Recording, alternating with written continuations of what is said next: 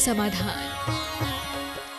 बोलिए देवाधिदेव एक हजाराठ श्री आदिनाथ भगवान की जय जय जय। बोलिए प्रातः स्मरणीय संत शिरोमणि परम पूज्य 108 आचार्य गुरु और विद्यासागर जी महामुनिराज की जय जय जय।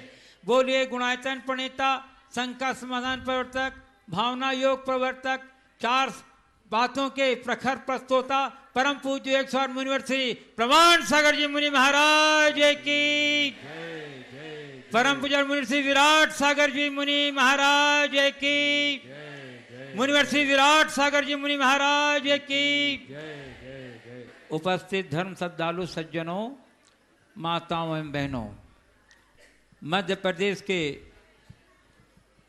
बड़वानी जिला अंतर्गत प्रकृति की सुरम्य वातावरण के मध्य अवस्थित 52 गजा चूलगिरी स्थित क्षेत्र के पावन परिसर में आयोजित आज के संघ का समाधान कार्यक्रम में यहाँ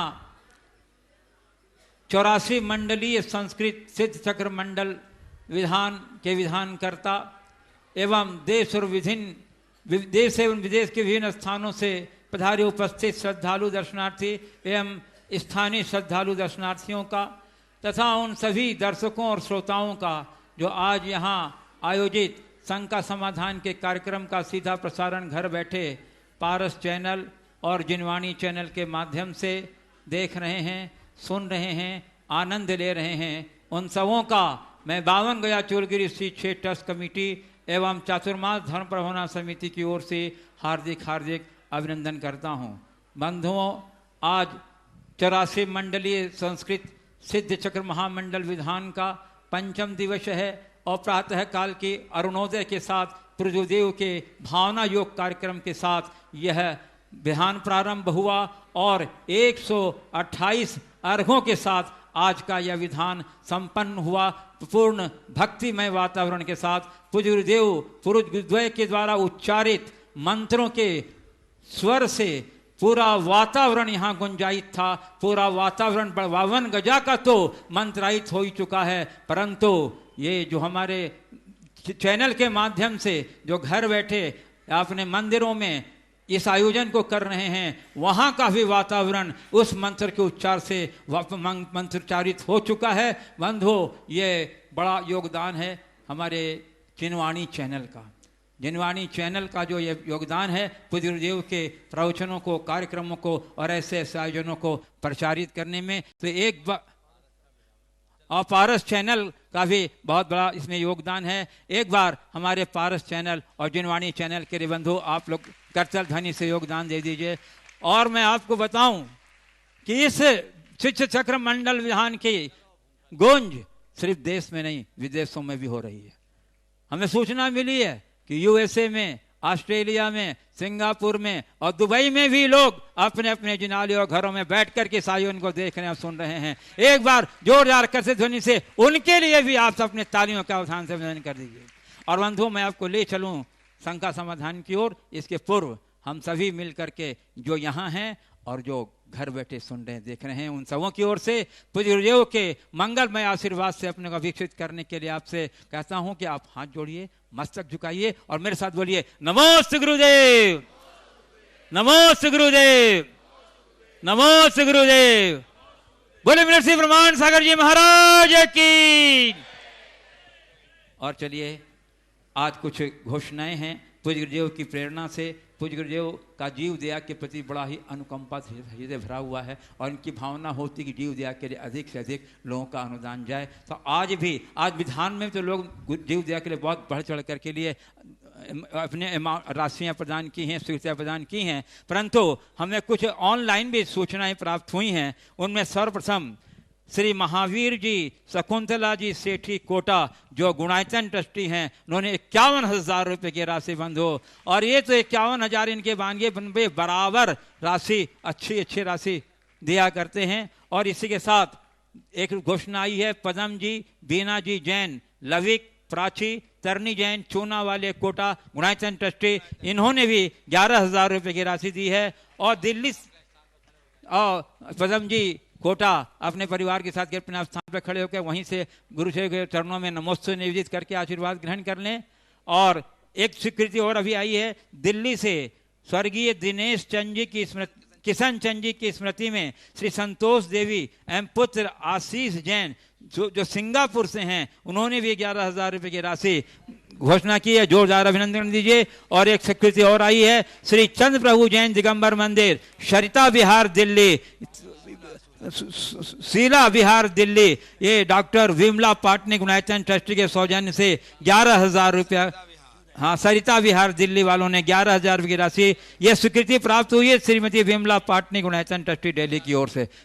यदि हैं तो अपने सामने खड़े हो जाएं और जोरदार कदम अभिनंदन कीजिए। और चलिए अब मैं आपको लिए चलता हूं संघ समाधान की ओर। और सबसे पहले 42 नंबर के मंडल के लोग खड़े हो जाएंगे। 42 नंबर श्री भागचंद जी विनायक के औरंगाबाद, हमारे गुणायतन ट्रस्टी भागचंद जी विनायक के औरंगाबाद। और उसके बाद तैयार रहेंगे 41 नंबर मंडल श्री हरीश जी कांता जी जैन धीरज जी दिल्ली। नमोस्तु गुरुदेव, नमोस्तु गुरुदेव, नमोस्तु गुरुदेव। विनायक के परिवार औरंगाबाद की ओर से त्रिवार नमस्तु। गुरुदेव, मेरी शंका है, सिद्ध चक्र विधान को 8 दिनों में संपन्न किया जाता है, इसका क्या कारण है? तथा जो अर्घों का जो क्रम है 8, 16, 32, 64, इसका क्या आगामी आधार है या इसी क्रम से सिद्ध भगवान को गुण की प्राप्त हुए हैं और इसे अष्टानिका में ही करना जरूरी है क्या? देखिए, सिद्ध चक्र महामंडल विधान अपने आप में एक बड़ी विशिष्ट आराधना है। सिद्ध प्रभु की गुणों की आराधना हम इस सिद्ध चक्र विधान के माध्यम से करते हैं। हमारे जितने भी पूजन विधान आदि के कार्यक्रम हैं, उन सब के पीछे मूल रूप से 2 लक्ष्य होते हैं, व्यक्तिगत निराकुलता और सामाजिक शांति सद्भाव। सिद्ध चक्र विधान उन सब में बहुत अग्रणी स्थान रखता है। इस विधान में हम सिद्धों की आराधना करते हैं और इसके बारे में ऐसी अनुश्रुति है कि एक बार सिद्ध चक्र विधान कर लो तो गृहस्थी के छोटे मोटे पापों का प्रायश्चित हो गया, ऐसा कहा जाता है। लोगों की बड़ी आस्था भी है। अब आपने पूछा 8, 16, 32, 64 आदि का क्रम इसमें क्यों रखा गया? ये महा पूजा है। 8 दिन की पूजा होने के कारण इसे अष्टानिकी पूजा कहा जाता है। अष्टानिकी पूजा 8 दिवसीय पूजा है, तो हमें 8 दिन में करना चाहिए। अगर हम उसे 4 दिन, 3 दिन, 2 दिन अगर आगे पीछे करके करते हैं तो अष्टानिकी पूजा नहीं कहलाएगी। ये अपने आप में एक अनुष्ठान है जिसमें मंडल की रचना करके 8, 16, 32, 64 आदि के गुणित क्रम से पूजन की जाती है। मेरे ख्याल से ये इस बात का द्योतक है कि हमारी भक्ति दिन दुनी रात चौगनी बढ़े। 8 से 16, 16 से 32, 32 से 64, 64 से 128, कल आप चढ़ाएंगे 256, 512 और 1024। ये द्विगुणित क्रम के पीछे इसकी वजह एक ये भी है। एक दिन मैंने बताया था कि इस विधान में यंत्र है, मंत्र है, तंत्र है, तीनों हैं और ये एक प्रणाली है, उसी के तहत इसे करना चाहिए। रहा सवाल क्या अष्टानिक के दिनों में ही इसे करना चाहिए? ऐसा नहीं है। अष्टानिक में लोगों का मन ज़्यादा अच्छा रहता है, काल मंगल है, इसलिए अष्टानिका में ज़्यादा इसका चलन है। पर ऐसा नहीं है कि अष्टानिका में ही आप करें, आप कभी भी कर सकते हैं, जब आपकी अनुकूलता बने सिद्ध चक्र विधान करें। नमोस्तु गुरुदेव, नमोस्तु गुरुदेव। चलिए 41 नंबर मंडल श्री हरीश जी कांता जी जैन धीरज जी गुणायतन ट्रस्टी दिल्ली। और उसके बाद तैयार रहेंगे 40 नंबर मंडल श्री विजय कुमारी जैन सोसाइटी औढ़व अहमदाबाद। गुरुवर नमोस्तु। गुरु, मेरी परिवार की तरफ से, मंडल की तरफ से और समस्त दिल्ली की समझ से आपको त्रिवार नमोस्तु नमोस्तु नमोस्तु। गुरुवर, अष्टानिका पर्व अनादि पर्व है, परंतु गुरुदेव श्री सिद्ध चक्र महामंडल विधान का उल्लेख अष्टानिका में मैना सुंदरी द्वारा विधान करने से पहले कहीं भी नहीं मिलता है। तो क्या सिद्ध चक्र महामंडल विधान अनादि पर्व नहीं है? और क्या और इसकी जाप क्या रात को नहीं कर सकते हम? देखिए, सिद्ध चक्र या विधान अन्य किसी विधान की भी या मेरी बात सुनो। सिद्ध चक्र विधान के अनादि की कोई बात देखने को नहीं मिलती। अष्टानी जो पर्व है वो नंदीश्वर पर्व जिसको कहते हैं वो अनादि से प्रवाहित है जी। क्योंकि देवता लोग अष्टानी के इन 8 दिनों में नंदीश्वर द्वीप में जाकर भगवान की अहरनिश पूजा भक्ति करते हैं, इसलिए अष्टानी का पर्व है।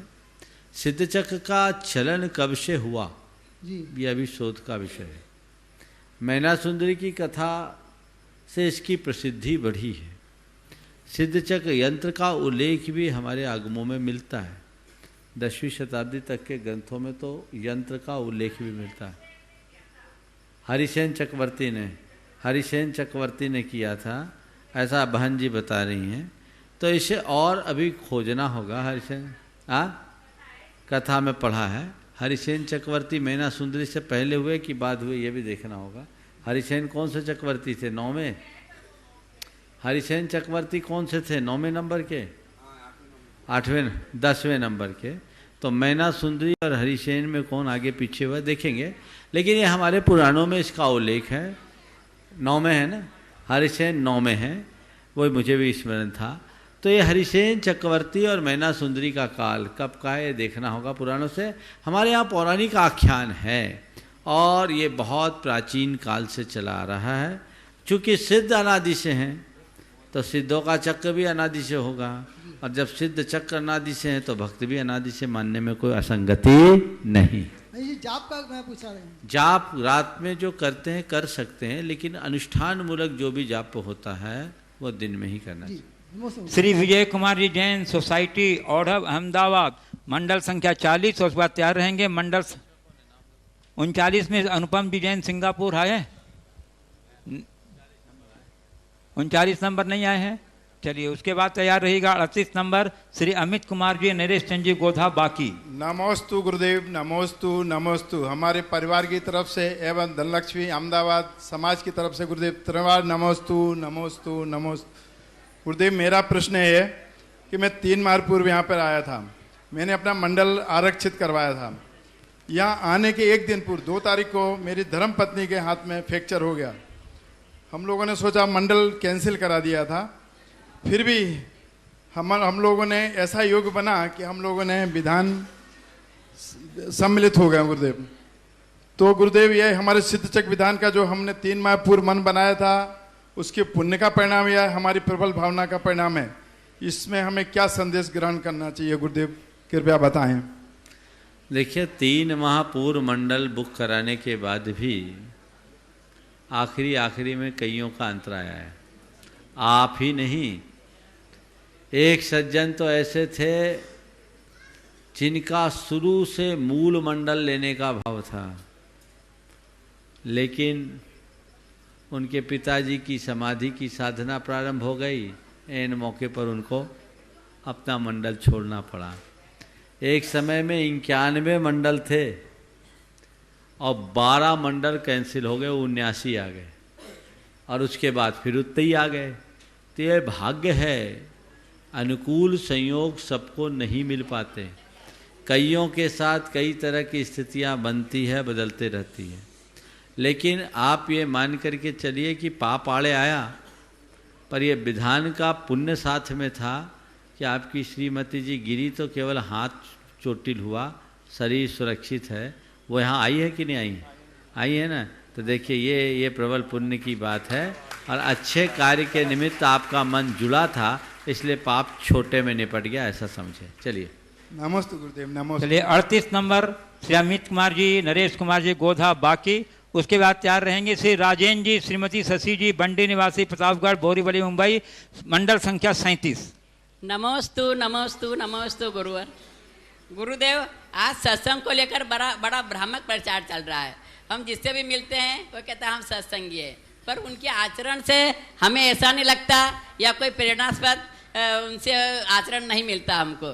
तो गुरुदेव यथार्थ में सत्संग का वास्तविक स्वरूप क्या है और उसकी हमारे जीवन में क्या उपयोगिता होनी चाहिए, समाधान कीजिए। बहुत अच्छा सवाल आपने पूछा है। सत्संग का वास्तविक स्वरूप क्या है और उसका हमारे जीवन में क्या स्थान होना चाहिए। सत्संग के प्रति लोगों की रुचि प्रगाढ़ है, और बहुत लोग करते हैं। पर दो तरह का सत्संग है, एक भौतिक सत्संग और दूसरा भावनात्मक सत्संग। भौतिक रूप से तो सत्संग हर कोई कर लेता है, संतों के निकट रहता है, और जितनी देर उनके निकट रहता है वो अलग रंग में रंग जाता है, और जैसे ही समय पूरा होता है अपने असली स्वरूप में आ जाता है, उससे कोई फर्क नहीं पड़ता। लेकिन दूसरा जो अंतरंग से सत्संग में जुड़ता है वो संतों के सानिध्य में आकर अपने आप को रूपांतरित कर लेता है। जैसे नाली का गंदा पानी अगर गंगा में चले जाए तो गंगा जल बन जाता है, लेकिन तभी जब नाली का पानी गंगा में समाहित होता है। ऐसे जो अपना हृदय संतों के चरणों में अर्पित कर देते हैं उनका जीवन आमूल चूल रूपांतरित हो जाता है, उनमें बहुत बड़ा बदलाव घटित हो जाता है और वो अपने जीवन का उत्कर्ष करने में समर्थ हो जाते हैं। तो सत्संग को हमें अंतरंग से करना चाहिए, बहिरंग से नहीं। हम संतों के निकट कितने ये महत्वपूर्ण नहीं, हमारे हृदय में संतों की निकटता कितनी ये महत्वपूर्ण है।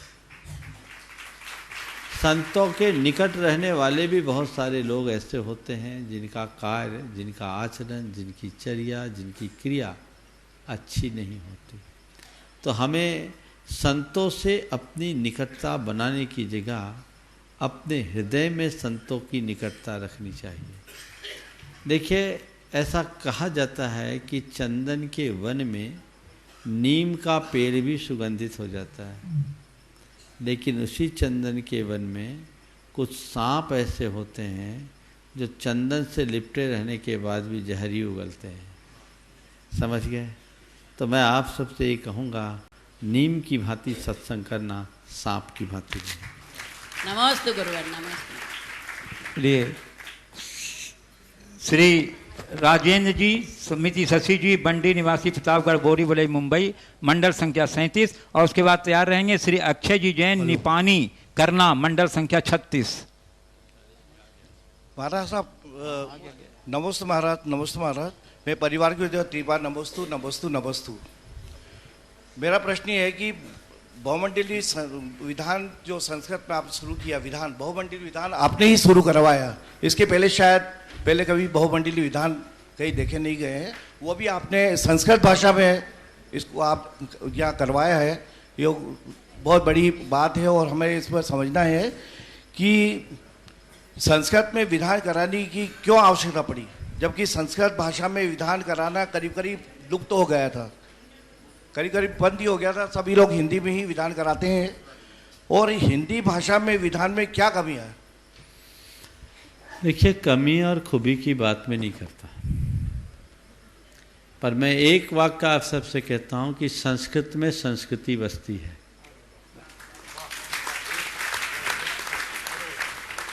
संस्कृत का जो उच्चारण है और उसका ध्वनि वैज्ञानिक प्रभाव है वो अन्य भाषाओं में नहीं।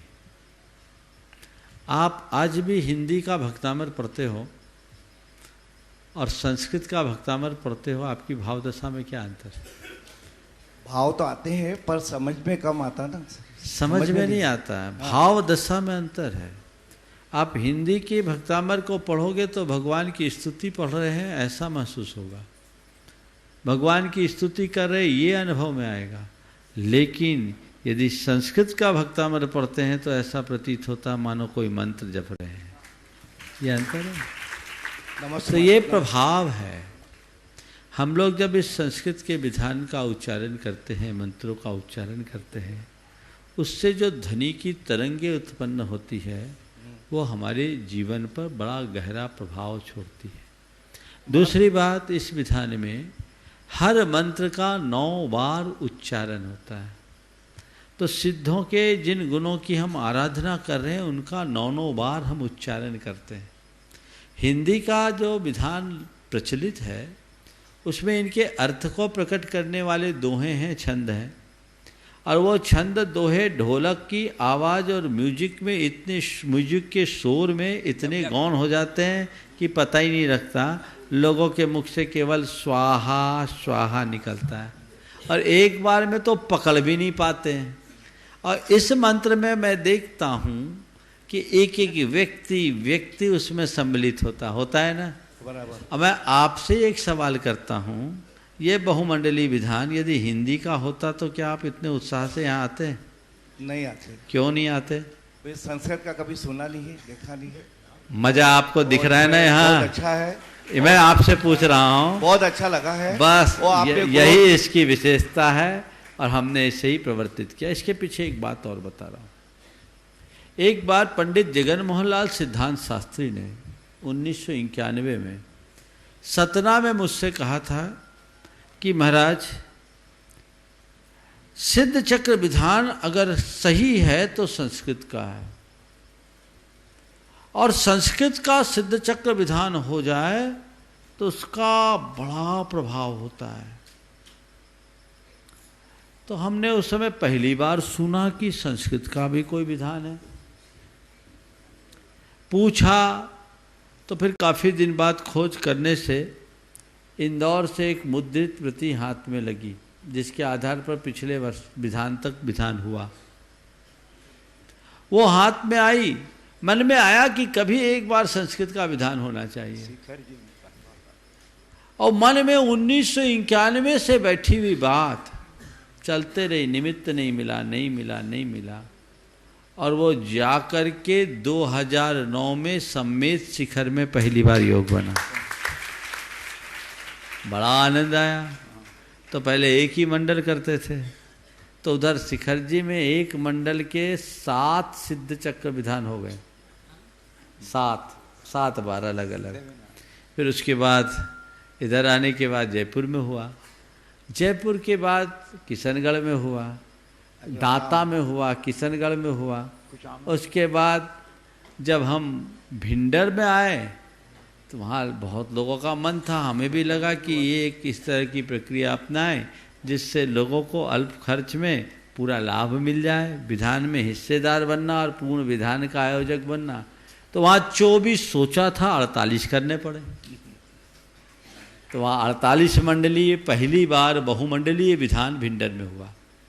उसके बाद रतलाम में भी 48 मंडलीय हुआ। यहाँ पर पिछली बार 52 सोचा था, 64 करने पड़े। इस बार भी 52 सोचा था, 84 में रोकना पड़ा।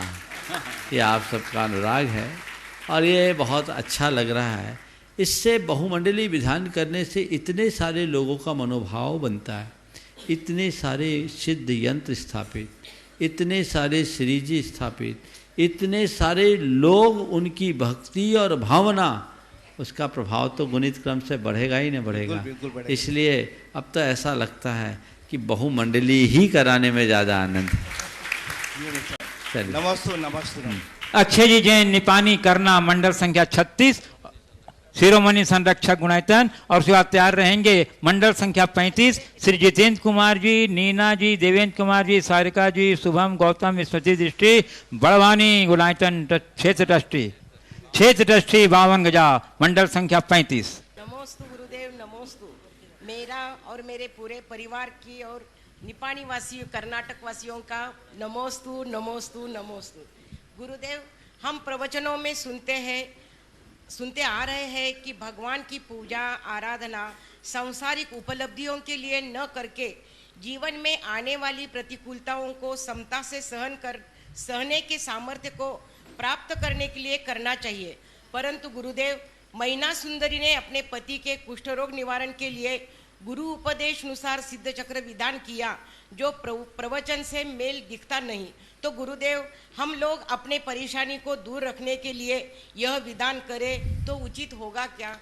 देखिए, सबसे पहली बात तो यह है कि यदि हम अपनी परेशानी को दूर करने के लिए प्रभु की आराधना करते हैं तो वो अनुचित नहीं है, लेकिन वो हमारा बच्चेपन की अभिव्यक्ति है। समझदार आदमी को धूप लगती है वो पेड़ की नीचे आ जाता है, छाया अपने आप बरस जाती है, उसे छाया मांगने की जरूरत नहीं पड़ती। लेकिन जो बच्चा होता है वो पेड़ के निकट जाता है और पेड़ से छाया मांगता है। अरे जब पेड़ के नीचे आ ही गए तो छाया मांगने का क्या औचित्य है? हाँ, ये तय है, जब भी धूप की व्याकुलता से बचोगे तो पेड़ की छांव में ही बचोगे और कहीं नहीं।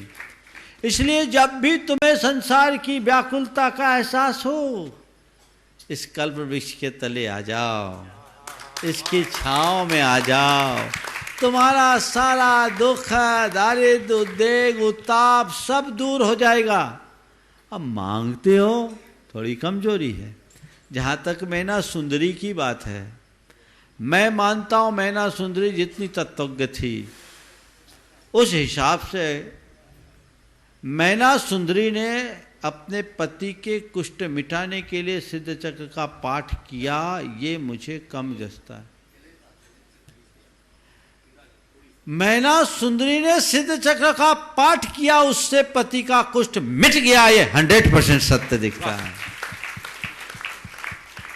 उसे पति का कुष्ठ दिखा, ठीक, वो कर्म सिद्धांत की विश्वासी थी। अशुभ कर्म का उदय आया है, इसे नष्ट करने के लिए शुभानुष्ठान मुझे करना है, वो कर रही। जब कटेगा कटेगा। एक बात बताऊं, हम आपको श्रीपाल कोढ़ी दिखते हैं, पर मैना सुंदरी को श्रीपाल कभी कोढ़ी नहीं दिखा, उसे हमेशा अपना पति परमेश्वर देखा।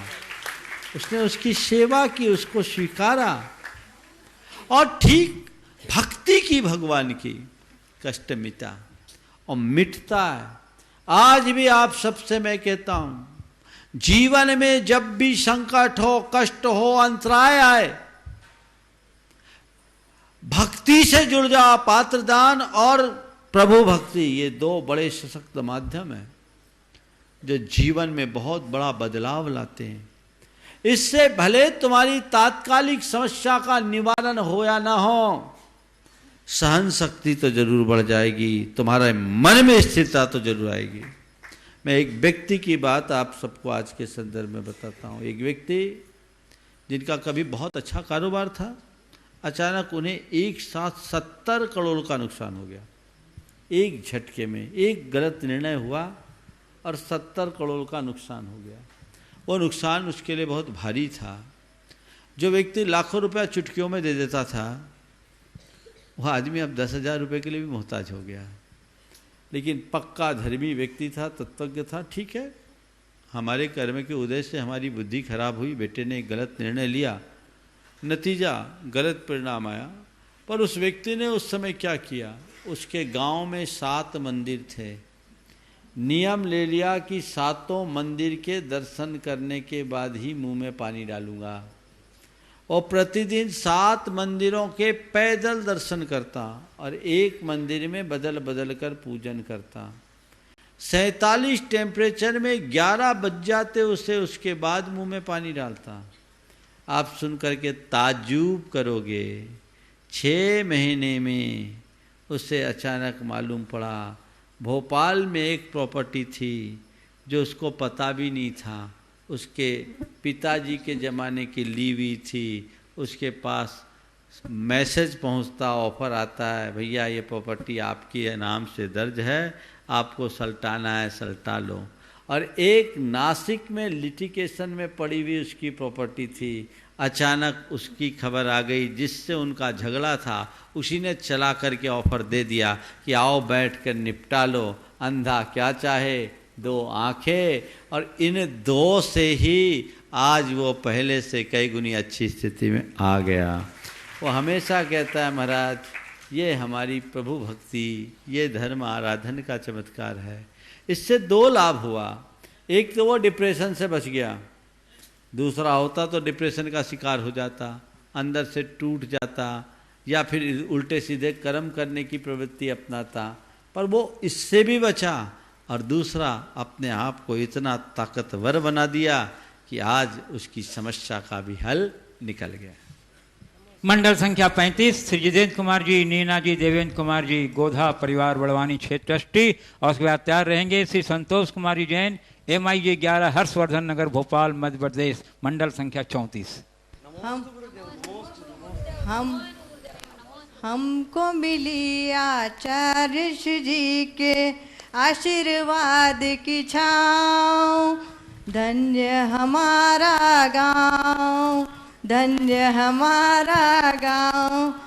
गुरुदेव, निर्वाण कांड में सिद्ध भूमि चूलगिरी के निकट बड़वानी शहर का उल्लेख हुआ है। उसके बाद आपके शुभागमन से बड़वानी को विश्व में एक नई पहचान मिली है। यह बड़वानी वासियों का एक सातिशय पुण्य का उदय है।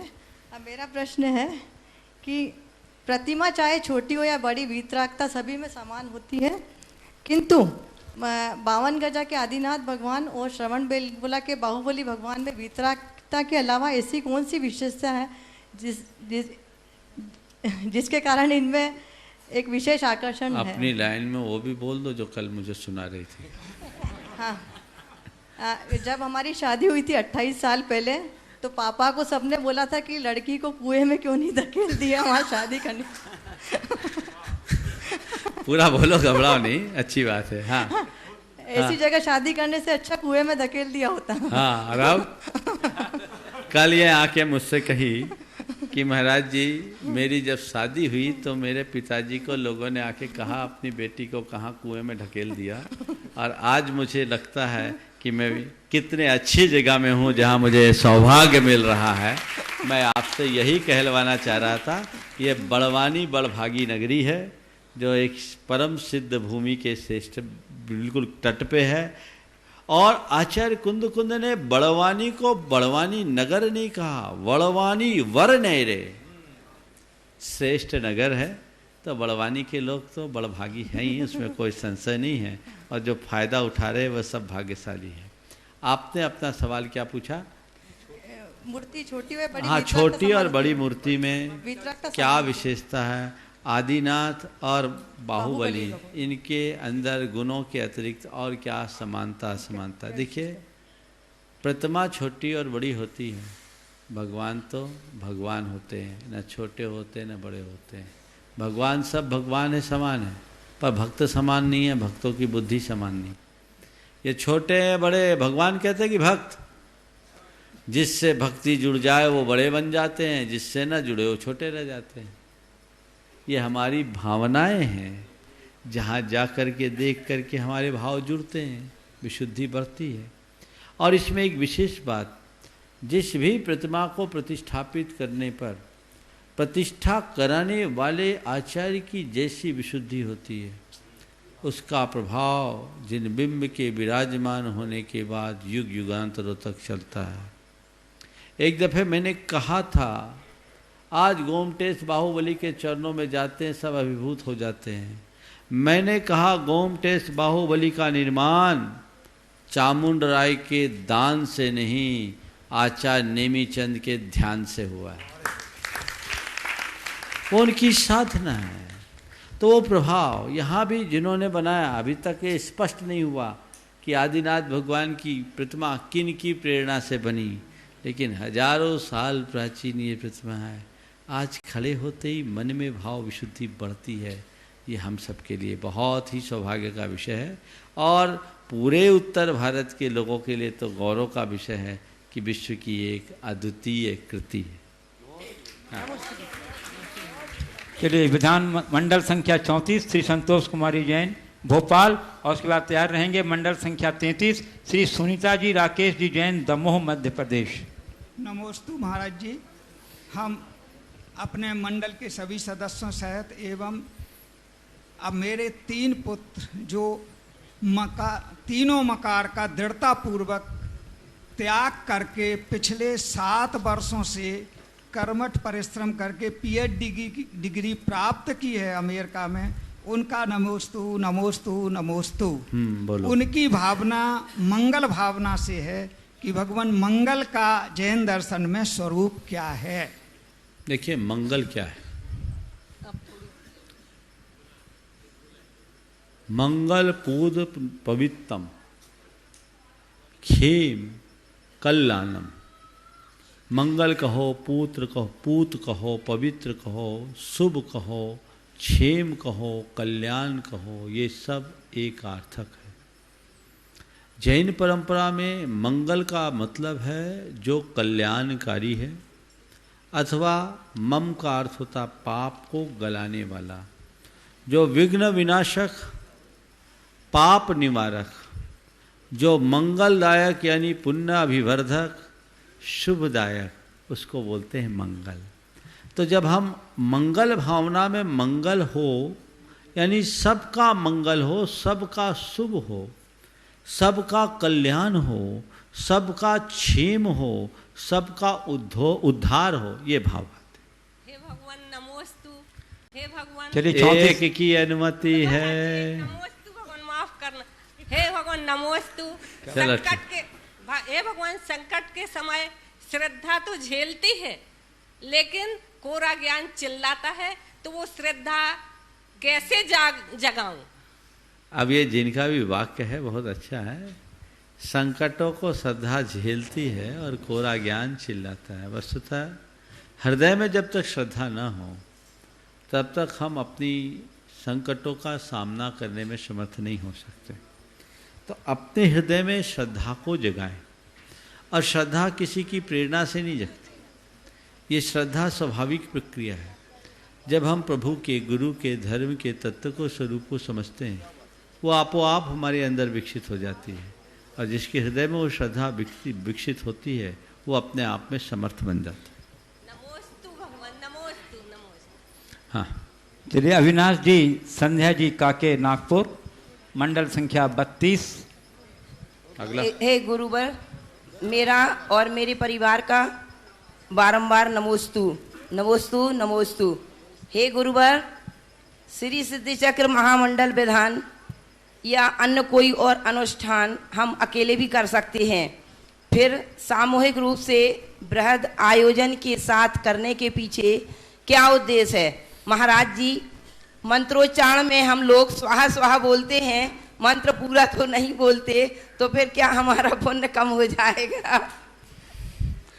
देखिए, सबसे पहली बात तो जब हम व्यक्तिगत रूप से कोई अनुष्ठान करते हैं उसका लाभ व्यक्तिगत होता है, सामूहिक रूप से करते हैं तो उसका सामूहिक होता है।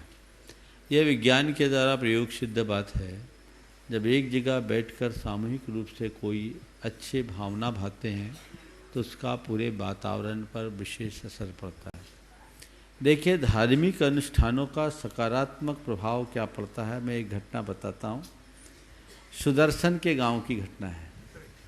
इनके गांव में 1996 में हम लोगों ने गजरथ पंचकल्याणक संपन्न कराया। इनके गांव में 85 घर के जैन समाज की बस्ती है, लेकिन आप सब सुनकर आश्चर्य करेंगे, 1996 की बात है, पूरे पिंडरई के चारों तरफ 25 किलोमीटर की परिधि में हर गांव में मेहमान था, हर घर में मेहमान, पूरा ट्राइबल एरिया, आदिवासी एरिया, हर घर में मेहमान, और प्रतिदिन 30-40 हजार लोगों की उपस्थिति। जन्म कल्याणक के दिन जहाँ जन्माभिषेक होना था वहाँ भीड़ इतनी थी संभालना मुश्किल। मुझे आकर इसी सुदर्शन ने कहा, महाराज महोत्सव स्थल पर 20,000 लोग। मुझे लेकर गए और बहुत अच्छा स्थान था, 40 एकड़ की समतल पहाड़ी, वहाँ आयोजन। हम वहाँ जाकर, इधर जन्माभिषेक हो रहा, वहाँ हमने उनको संबोधा। और 20,000 लोगों में 20 जैनी होंगे, सब आदिवासी उस इलाके के। जितने लोग बाहर के आए, बोले प्रेस कराने जाए तो धोबी कहता, भैया हमारे यहाँ मेहमान आए, हम नहीं करेंगे। सब पूरा गांव, मतलब ऐसा कि एक गांव का आयोजन है। अंतिम दिन 2 लाख लोग उस महोत्सव में सम्मिलित हुए।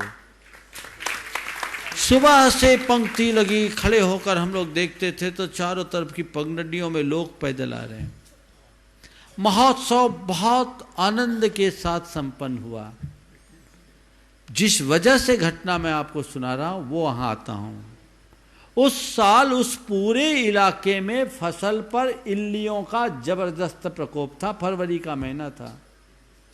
खूब ज्यादा कीटनाशक डालने के बाद भी लोगों की फसल चौपट हो गई, बीज भी लौट कर नहीं आए।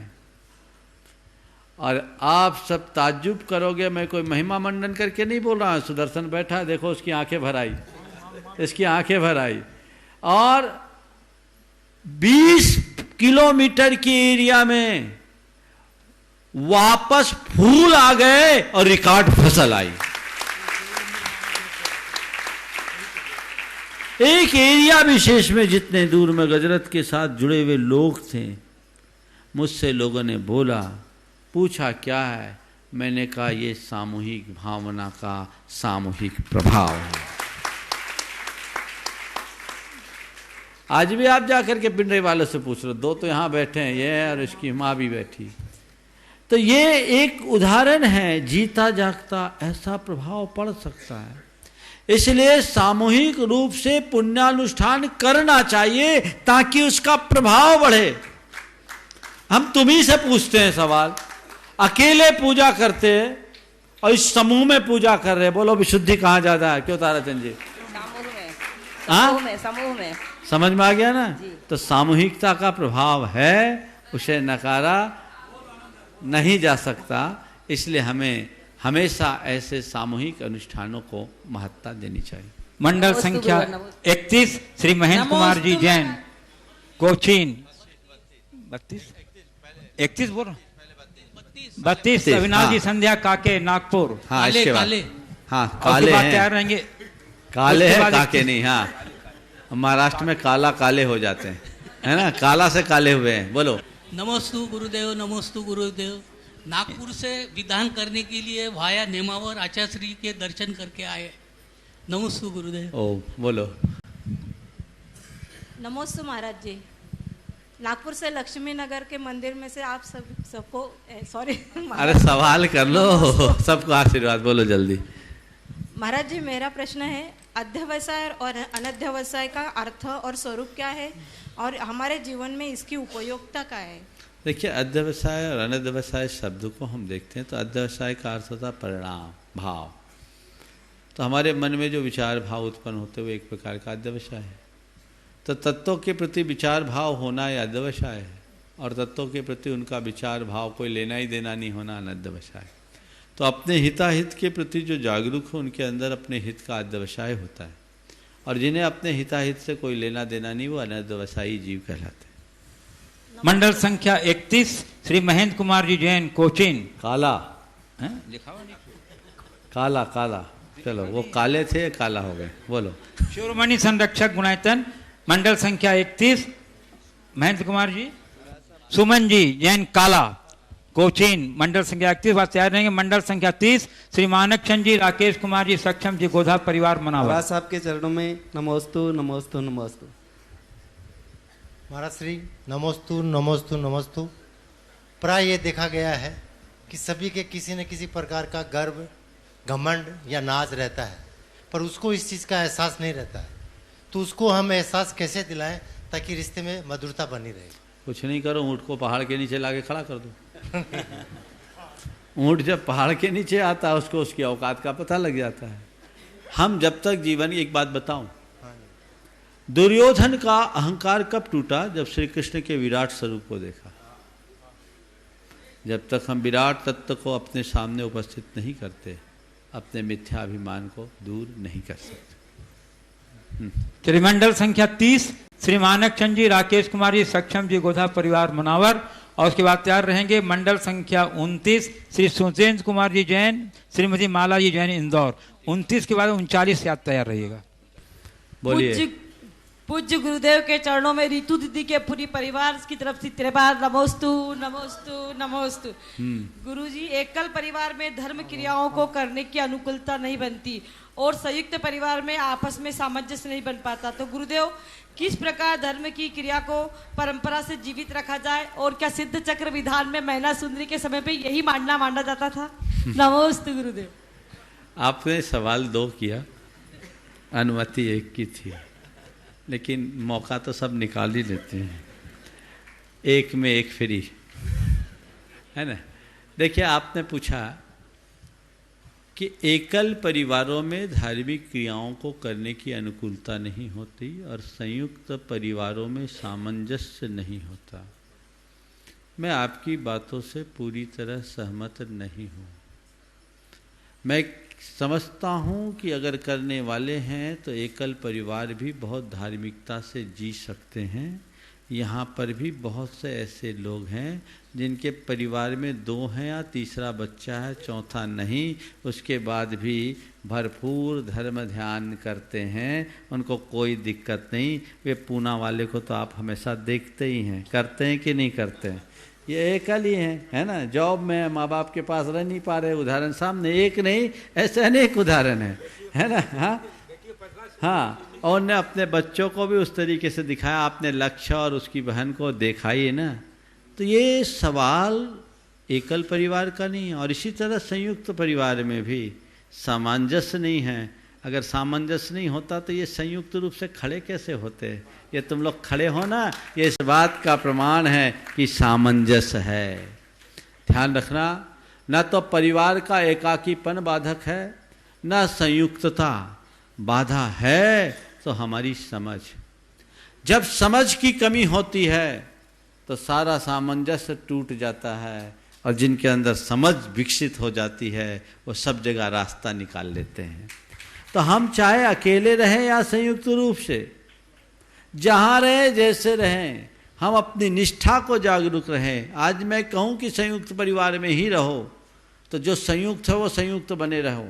पर आज जिस तरह का युग आ गया है, नौकरी पेशा वाले लोग हैं, चाह करके भी उन्हें अपने घर परिवार से दूर रहना पड़ता है। तो अब ये सोचे हम अकेले हम क्या करें, ये तो बहाना है। जहां हो, जिस स्थिति में धर्म करो, चाहे एकल रहो या संयुक्त रहो। हाँ, ये बात अलग है कि संयुक्त में कई तरह की सुविधाएं हैं और एकल में कई तरह की दुविधाएं, बाधाएं, और कईयों को अकेले में बड़ी स्वतंत्रता दिखती है। संयुक्त में बंधन, दोनों का अपना अपना महत्व है। आज एकल और संयुक्त परिवार की चर्चा मेरे ख्याल से अप्रासंगिक हो गई है, क्योंकि व्यवस्थाएं ही कुछ ऐसी हो गई कि चाह करके भी कोई कर नहीं पाता। पर मैं यही कहूँगा, आप चाहे सबके साथ रहो या अकेले, प्रभु को अपना नाथ बना करके चलो, रास्ता अपने आप बनेगा। मंडल संख्या 29 श्री सुरेंद्र कुमारी जैन, श्रीमती माला जी जैन, इंदौर। और उसके बाद तैयार रहेंगे मंडल संख्या 39 से अनुपम जी जैन, सिंगापुर। दूसरा क्या सवाल था? हाँ, मैना सुंदरी के समय भी यही मंडल बनता था। देखो, सिद्ध यंत्र तो यही है, और सिद्ध यंत्र की रचना अति प्राचीन है। यद्यपि इसे कब से अंकित किया गया ये शोध का विषय है, पर यंत्र बहुत प्राचीन काल से हमारी प्रतिष्ठा विधि में ये होता है। तो ये परंपरा से आया हुआ है। तो तय मान करके चलना कि मैना सुंदरी ने ऐसे ही सिद्ध चक्र की रचना की होगी, इसमें कोई संशय की बात नहीं है। समझ गए? चलिए, हाँ। चलिए, मंडल संख्या 39 श्री अनुपम जी जैन, सिंगापुर, आज के अंतिम मंडल पुण्यार्जक। इनका बोलिए आप। 29 इसके बाद 39, अपना नाम बोलिए। 29 सुरेंद्र कुमारी जैन, श्री माला जी जैन, इंदौर। हाँ, गुरुवर, आपके और मेरे परिवार की ओर से आपके कोटि नमोस्तु नमोस्तु नमोस्तु। बोलो।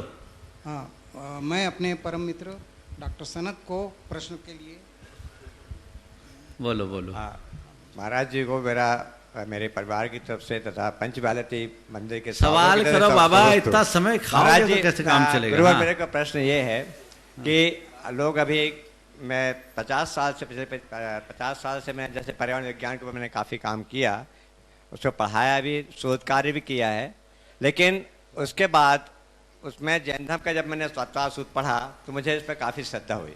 मैं जानना चाहता हूँ कि जो लोग आधुनिक विज्ञान और वितराग विज्ञान, इनमें क्या अंतर है? ये एक दूसरे के विरोधी हैं अथवा पूरक? वितराग विज्ञान की श्रेष्ठता व उपयोगिता साबित करने के लिए क्या प्रयास होना चाहिए? आधुनिक विज्ञान और वीतराग विज्ञान क्या एक दूसरे के विरोधी या पूरक? आपने कहा वीतराग विज्ञान की श्रेष्ठता साबित करने के लिए हमें क्या प्रयास करना चाहिए?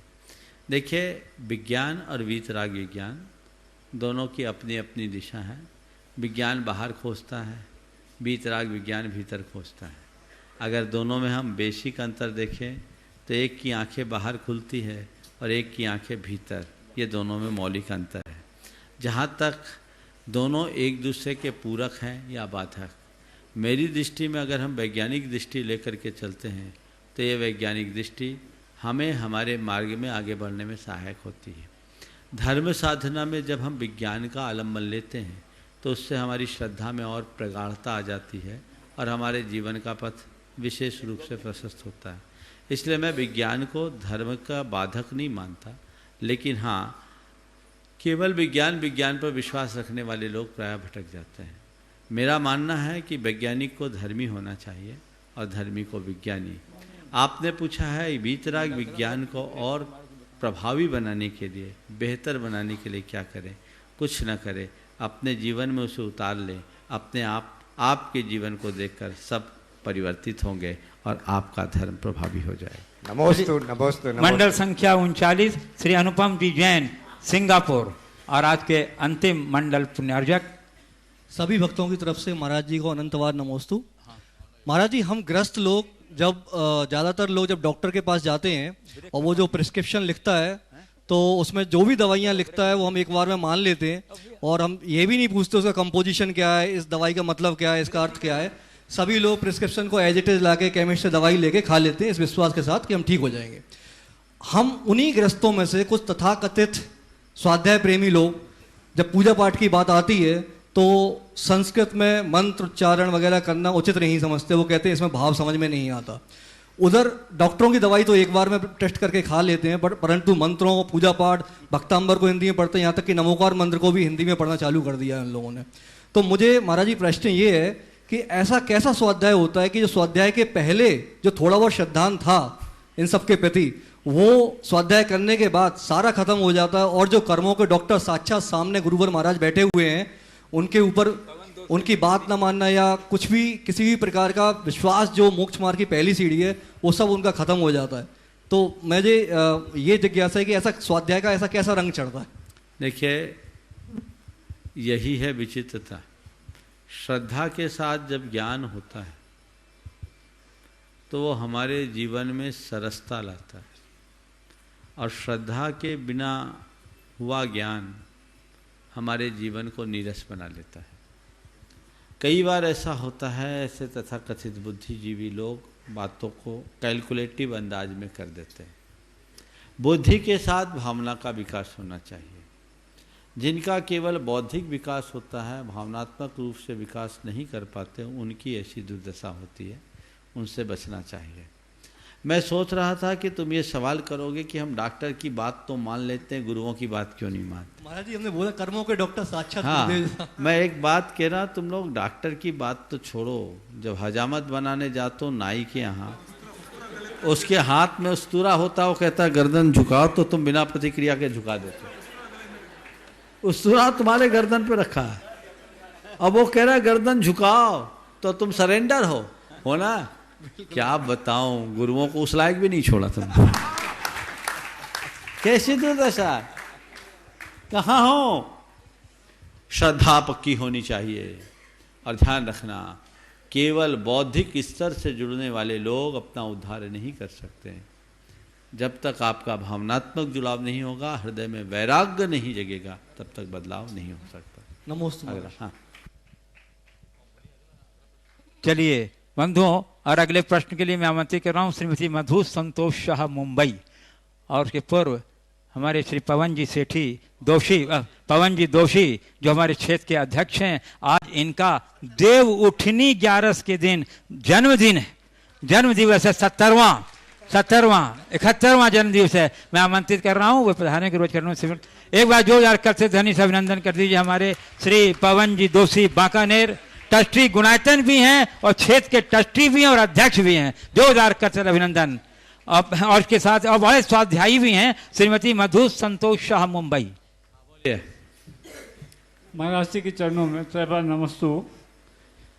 मैं मधु की तरफ से आपको सूचना साझा करना चाहता हूं। मधु बोलेगी, आप नहीं बोलेंगे, उनकी बात उन्हीं को बोलने दीजिए। नमोस्तु महाराज साहब, नमोस्तु नमोस्तु। आप खड़े रहें। महाराज साहब, मेरे को 10 साल पहले कैंसर हो गया था, ऑपरेशन हो गया है, सब चीज़ हो गया, अभी एकदम मैं स्वस्थ हूँ। तो अभी नमोकार जब से आपने बोला था तब से मैं बिल्कुल नमोकार लिख रही हूँ रोज, और भावना योग भी मैं करती हूँ, बहुत अच्छा लग रहा है। और अभी मेरे को आने का था तो ऐसा लग रहा था कि कैसे मैं पूजन करूंगी, कैसे मेरे से होगा कि नहीं होगा, पर यहाँ आके मुझे इतना अच्छा लग रहा है और कुछ मतलब बहुत अच्छा लग रहा है यहाँ पे आने। बहुत सुंदर, इन्होंने अपना एक्सपीरियंस आप सबसे शेयर किया और ये मेरे कमरे में आकर के ये बात बता रही थी, तो मैंने कहा ये जानकारी सबको देना चाहिए। ये कैंसर जैसी बीमारी को जीत करके आई है, आप सबके लिए उदाहरण है। 10 साल पूर्व हुए कैंसर को नमोकार मंत्र के लेखन से और अब भावना योग से आपको देख करके कोई कहेगा नहीं, और ये मान के चलो कैंसर को आपने हरा दिया। अब अपने जीवन को आगे बढ़ाने की कोशिश करो। आप सबसे भी मैं कहता हूँ, जब भी जीवन में ऐसी कोई बातें आए घबराइए मत, मेडिकल एड लीजिए, पर साथ साथ ये जो हमारे साथ ये निधि है नमोकार मंत्र की और भावना योग की, उससे अपने जीवन में बदलाव लाइए, आपकी सारी समस्याओं का हल उससे निकल सकता है। महाराज साहब, मैं आपका आशीर्वाद चाहती हूँ। बिल्कुल आशीर्वाद। और मैं चाहती हूँ कि मैं बम्बई में भी ये भावना योग मतलब कराऊं। बहुत सुंदर, बहुत अच्छे। हर्ष जैन, इंदौर गुणायतन ट्रस्टी। नमोस्तु महाराज साहब, नमोस्तु। महाराज जी, मेरा प्रश्न है चिंतन और चर्या में परिवर्तन कैसे लाए? चिंतन और चर्या में परिवर्तन कैसे लाए? चिंतन बदलेगा तो चर्या बदल जाएगी, और चिंतन को बदलने में श्रद्धा जगा लो, निष्ठा जग जाएगी तो चिंतन बदलेगा, चिंतन बदलेगा तो चर्या बदलेगी। आगे। नमस्ते महाराज। बंधुओं, आगामी 12 तारीख को यहाँ से संध्या काल में बस खुलेगी, जिसमें 6 ट्रस्टी और उनके साथ जितने ये मंडल वाले आयोजक हैं सभी लोग सामूहिक रूप में इस ऐतिहासिक विधान की पावन स्मृतियां और प्रभावना की गूंज लेकर के आचार्य श्री के चरणों में जाकर के वहां निवेदन करेंगे और उनका आशीर्वाद ग्रहण करके यहां पर लौटेंगे। और बंधुओं, जो कलश की बात हुई थी आपके लिए, सिर्फ 10 कलश बचे हैं। चलिए ठीक है।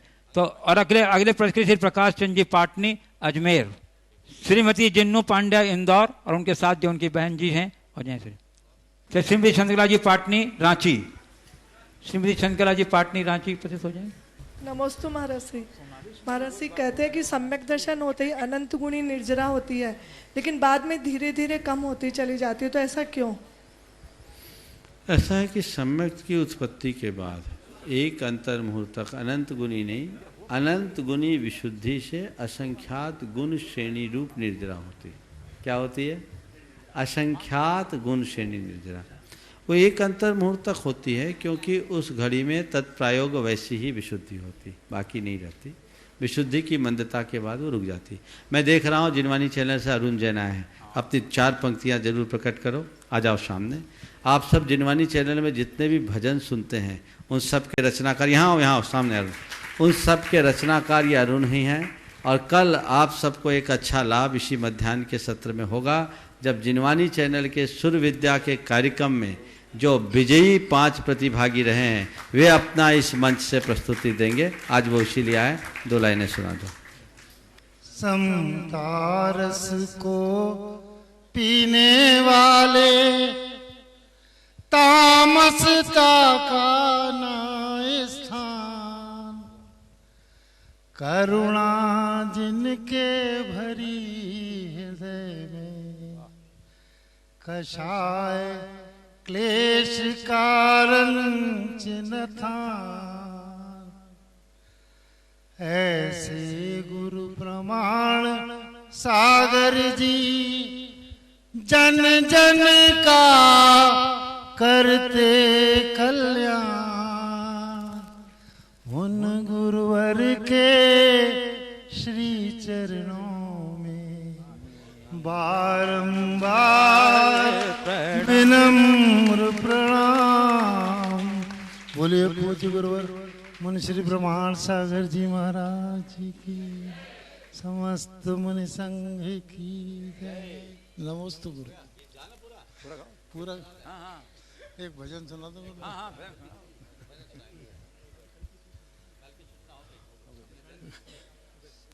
कल का विधान ठीक 7:45 बजे से प्रारंभ होगा। हाँ बोलिए। गुरुदेव के प्रवचनों से जो सार लेकर एक रचना आई वो मैं आपके सामने रखना चाहता हूँ। वो गुरुदेव ने भी उसको बस, बात तो मैं अपनी कह रहा हूं, अगर आप तक कहीं छू जाए तो समझिएगा।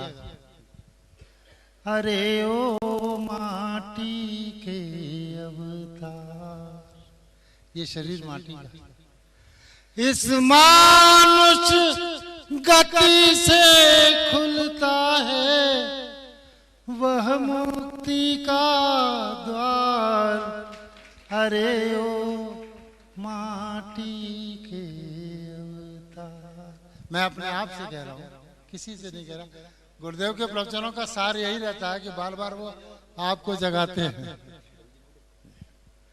इस गति को जब धारण करके तू इस जग में आया, आवागमन मिटाने का यह सुंदर अवसर पाया। अवसर का यदि लाभ उठा ले हो जाए उद्धार। अरे ओ माटी के अवतार, कर्मों के कारण ही अब तक जग में भटक रहा है। ऊपर नीचे के चक्कर में मध्यम अटक रहा है। अब तो खुद को स्थिर कर ले हो जाए कल्याण। अरे ओ माटी के अवतार, जैसे कर्म किए हैं तूने फल वैसा पाएगा। कल जो बीत गया वो कल था, कल फिर कल आएगा। कल और आज के बीच की दूरी अब तो कर ले पार। अरे ओ माटी के अवतार, इस मानुष गति से खुलता है वह मुक्ति का द्वार। अरे ओ माटी के। नमस्ते गुरुदेव। बंधुओं, हमारे अरुण जी जिनवाड़ी चैनल के ये वाइस प्रेसिडेंट हैं और बड़ा ही इनका योगदान है गुरुदेव के कार्यक्रमों को और जिन धर्म के प्रभावना के कार्यक्रमों को पूरे विश्व में प्रचारित करने का। आज जो लोग पूरा लाभ उठा रहे हैं यहाँ के आयोजित मंडल का विधान का, ये जिनवाणी चैनल का ही योगदान है। बंधु, एक बार जोरदार करतल ध्वनि से अभिनंदन कर दीजिए हमारे अरुण जी जो जिनवाणी चैनल आगरा से यहाँ पधारे हैं। खेत कमेटी उनका अभिनंदन कर रही है कालियों के अवदान के साथ। बंधु, एक समर्पित व्यक्तित्व है गुरु चरणों के प्रति। कल देखिए, कल के शंका समाधान के सत्र में थोड़ा परिवर्तन होगा, क्योंकि ये इनका कार्यक्रम सूर्य विद्या का यहाँ इस विधान में पहले से तय था 9 तारीख का, लेकिन रात्रि में कीड़े होने के कारण रात्रि के कार्यक्रमों को निरस्त कर दिया गया है। पर वो आनंद आप सब 2 घंटे गुरुदेव के नाम पर आप लेंगे 3 से 5 और उसके बाद और उसके बाद 5:45 बजे से 5:40 से शंका समाधान का कार्यक्रम चलेगा। कल फिर प्रतिक्रमण नहीं हो पाएगा। जीवन में धर्म आराधना का श्रेष्ठ साधन तो देव पूजा एवं आराधना बताया गया है, परंतु गुरुदेव यदि कोई देव पूजा न कर सके और उसके जगह गाय की रोटी देना, कबूतर को दाना देना, गरीब को भोजन करा देना, किसी की सेवा कर देना, क्या धर्म का भाव पूरा नहीं हो पाता है? कृपया मार्गदर्शन करें। मैं कहता हूँ अधर्म न करना ही सबसे बड़ा धर्म है।